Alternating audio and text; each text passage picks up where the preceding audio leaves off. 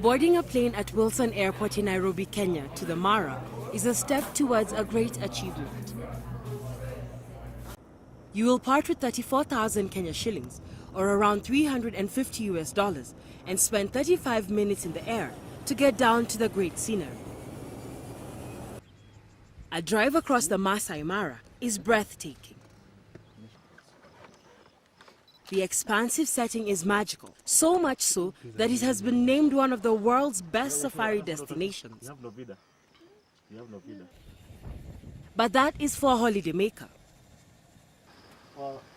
There's a number of people who are in it for business. SafariLink Kenya is an airline operating in the Kenya tourism industry. We have 10 aircraft in the fleet based here at Wilson Airport. We have one -7 which operates to the coast, the Diani, Vipingo. We don't totally depend upon tourism. We do have other routes such as Lodwar, which are primarily business people or connected with the oil or county officials going up and down Lodwar and Nairobi. And that's where the Dash operates mainly. And then we have the smaller aircraft, the caravans and the Twin Otter, which go into the game parks because they're suitable for the rough airstrips in the game parks. The airline was started in 2004 by businessmen who had worked in the airline industry before. Their main target was flying to tourism destinations, which responded well. Okay, carry on. John Buckley, the managing director, quotes the Mara as one of the highlight destinations. Most of our business or flights are to the tourist destinations. The Masai Mara, Amboseli, Savo, Samburu, Nanyuki, and Lamu and Diani on the coast, south coast. And if flying is not your thing, YOLO Adventures is waiting for you.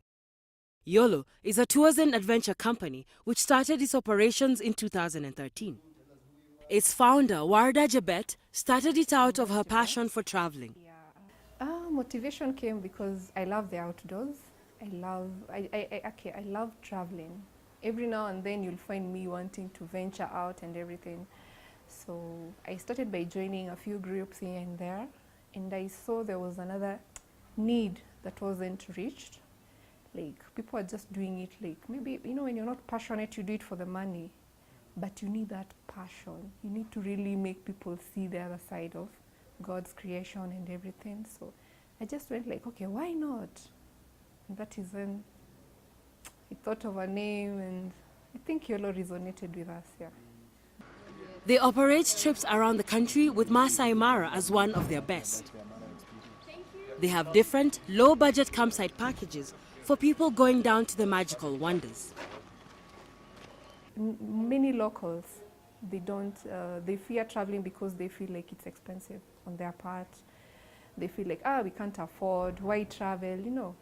And then you start to challenge them because someone comes outside the country, they come and venture your country, they know a lot more than what you know.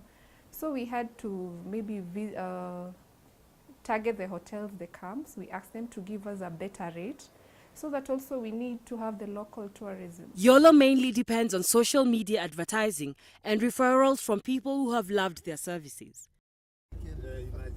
The Governor's Camp is one of such places, ready to host you in their well-made tents perched in the bush.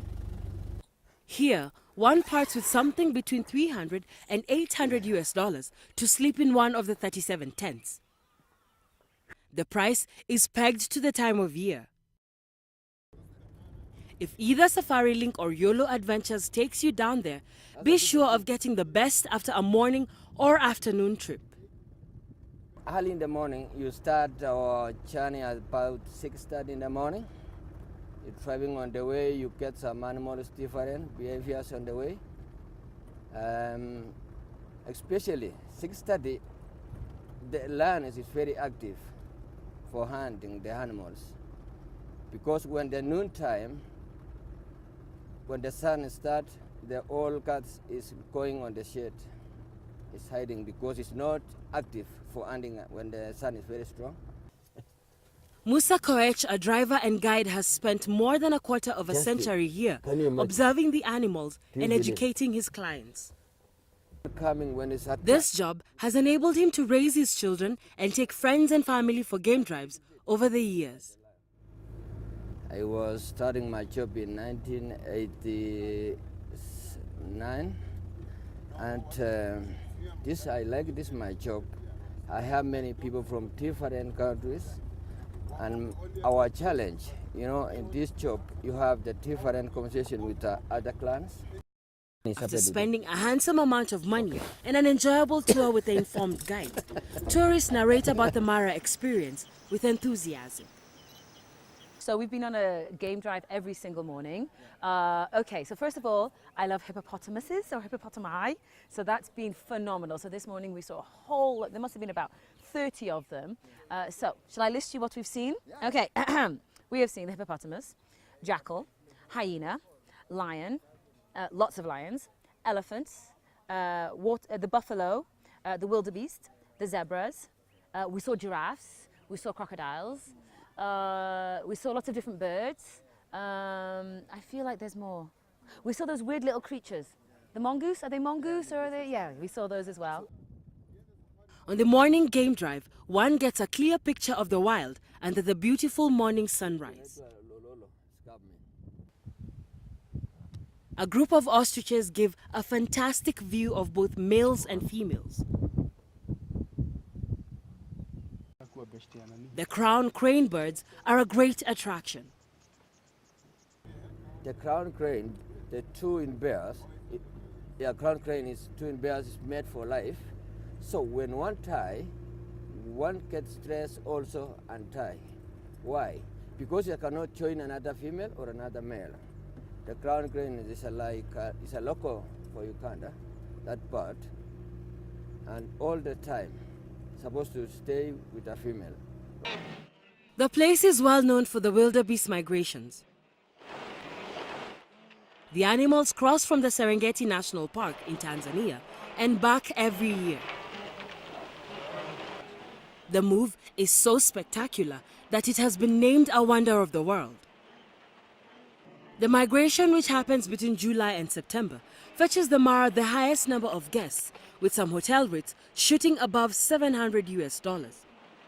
The county government of Narok, which is in charge of the park, cannot confirm the exact number of tourists coming here, but estimates that at least half of tourists visiting the country pass by the great attraction.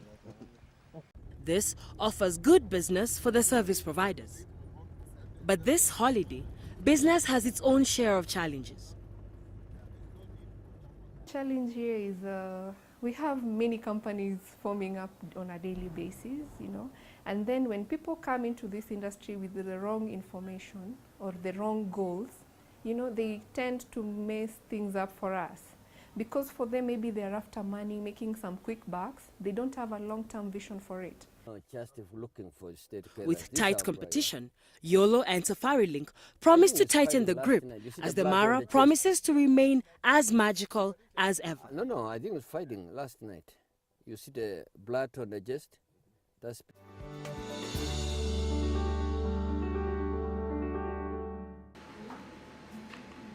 Africa Means Business had the chance to talk to John Buckley, the managing director of SafariLink, one of the airlines taking people to the Mara. We asked Mr. Buckley when they started SafariLink and what motivated them to venture into this business.